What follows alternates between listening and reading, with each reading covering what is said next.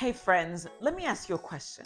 When you're feeling a little stressed and overwhelmed, do you find yourself reaching for snacks, for cookies, cakes, ice cream?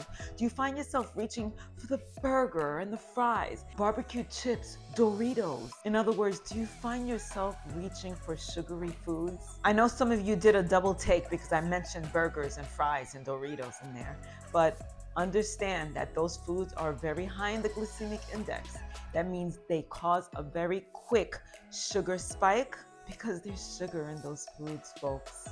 And if you reach for those foods when you're stressed, you are not alone.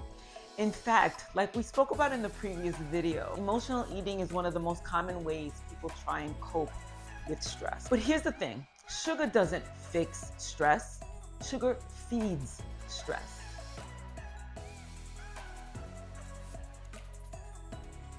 Hey, it's your girl, Carmelle Jean-Francois, owner and founder and CEO of CFit Coaching. Welcome back to my channel, and welcome back to another installment of the Sugar Savvy Solution, where we acclimate the foodie in you to a life beyond sugar. But before we continue, I want to invite you to get some clarity on your stress level.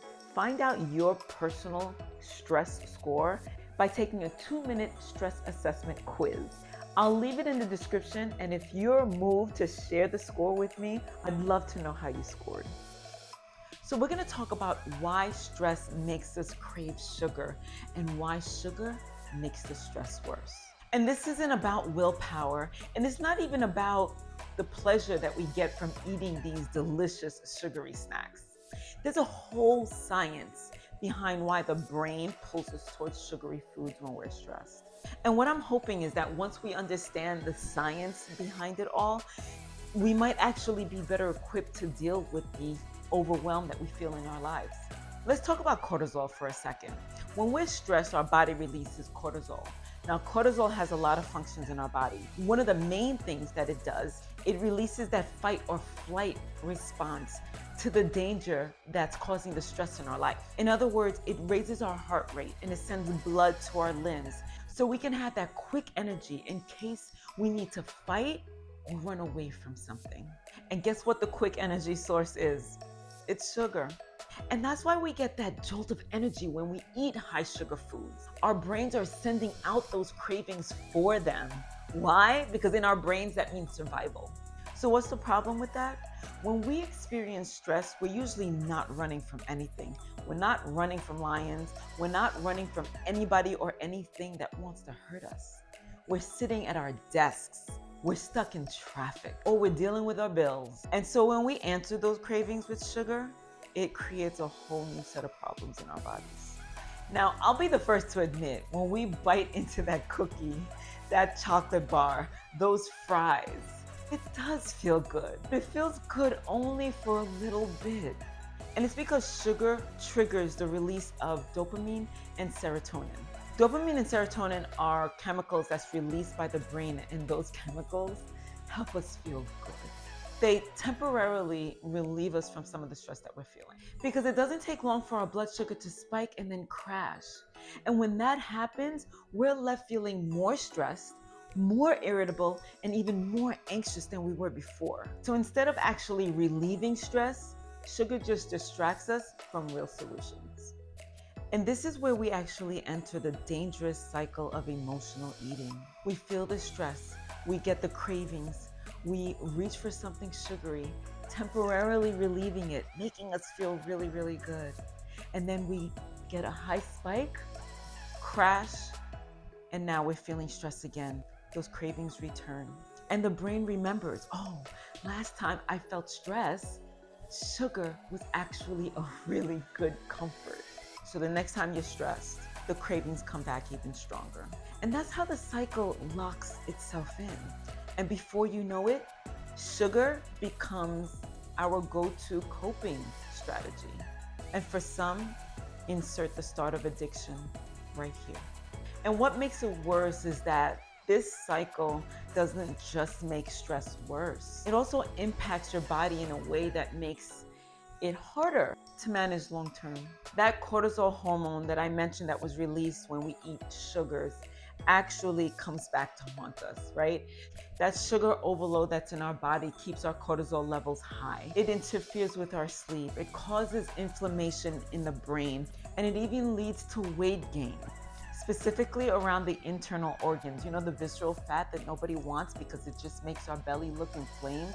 Well, that's the exact place that cortisol loves to store fat. So now, not only are you dealing with stress, but you're losing sleep, which is making you feel anxious and less resilient to the stresses that come along during the course of the day. And now you're gaining weight and you're frustrated with the way your body looks.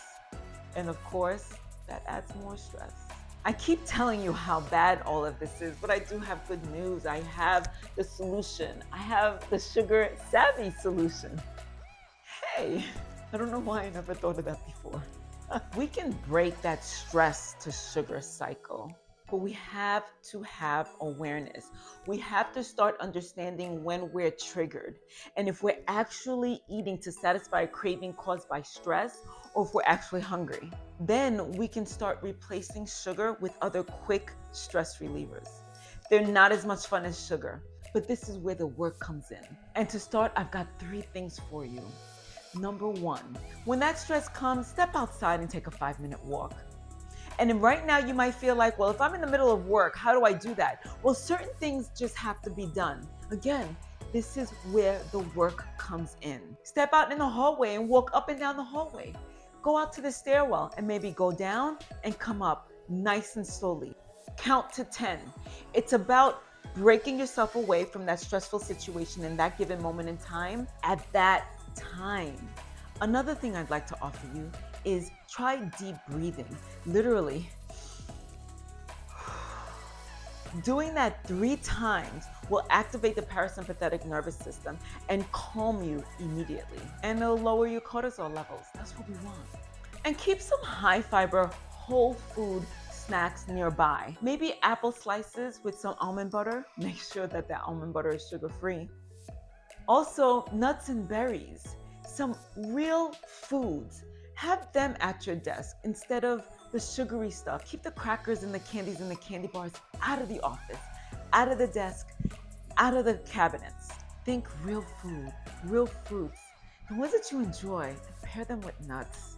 They're super easy to pack at home before you even leave for work or before you leave on an outing. And most importantly, this is your bonus. Give your body the nutrition that it needs by adapting a whole food, plant-based, sugar-free lifestyle. Again, it doesn't sound sexy, but this is exactly what we need to help us out of this vicious cycle. And it doesn't just fuel your body, it actually calms your stress response from the inside out.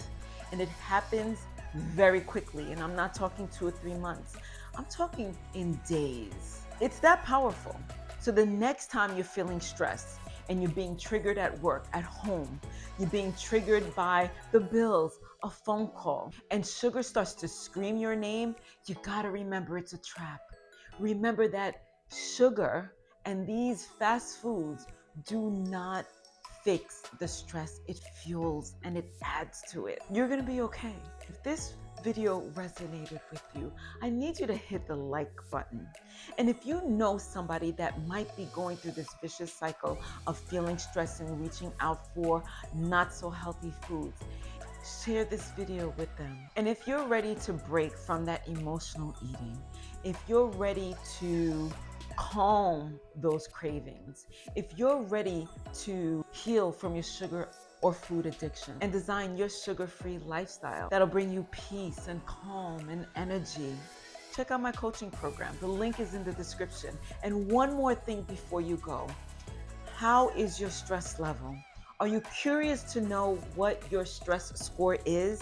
That link is in the description below as well.